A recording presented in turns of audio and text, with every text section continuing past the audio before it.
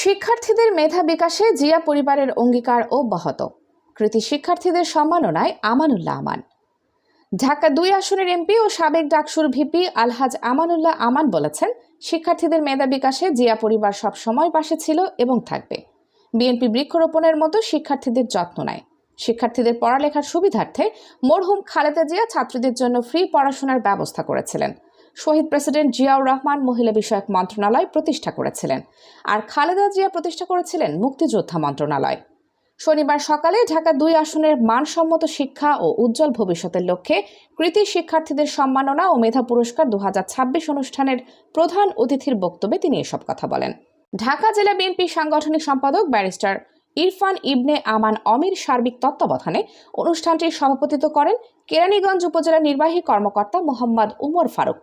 প্রধান অতিথি আমানুল্লাহ আমান আরও বলেন, নদীতে স্রোত না থাকলে যেমন শ্যাওলা পড়ে, তেমনি শিক্ষার্থীদের পড়ালেখার চর্চা না থাকলে মস্তিষ্কে মরিচা ধরে। এর জন্য প্রতিদিন পড়াশোনার চর্চা রাখতে হবে। তিনি আরও বলেন, তারেক রহমান বিভিন্ন বোর্ডের যারা প্রথম, দ্বিতীয় ও তৃতীয় হয়েছে তাদেরকে নিয়ে বিদেশে যাবেন, তাদের সফর সঙ্গী করবেন। মেধাবীদের উৎসাহ দেওয়ার জন্য তার এমন আয়োজন। তেমনি প্রধান অতিথি আমানুল্লাহ আমান কেরানীগঞ্জের তথা ঢাকা ২ আসনের তৃতীয় শ্রেণী থেকে দশম শ্রেণীর প্রতি ক্লাসের প্রথম, দ্বিতীয় ও তৃতীয় স্থান অধিকারী শিক্ষার্থীদের সহ বৃত্তি পাওয়া সকল শিক্ষার্থীদের ক্রেস্ট প্রদান করেন এবং ফুল দিয়ে তাদের উজ্জ্বল ভবিষ্যৎ কামনা করেন। কৃতি শিক্ষার্থীদের সংবর্ধনা অনুষ্ঠানে বিশেষ অতিথি হিসেবে উপস্থিত ছিলেন সাভার উপজেলা নির্বাহী কর্মকর্তা মোহাম্মদ সাইফুল ইসলাম।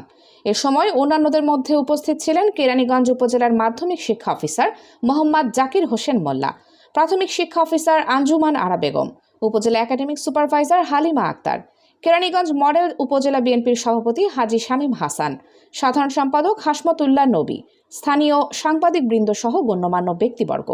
কানিজ ফাতেমা সোমা, নিউজ ডেস্ক, আমার কেরানীগঞ্জ।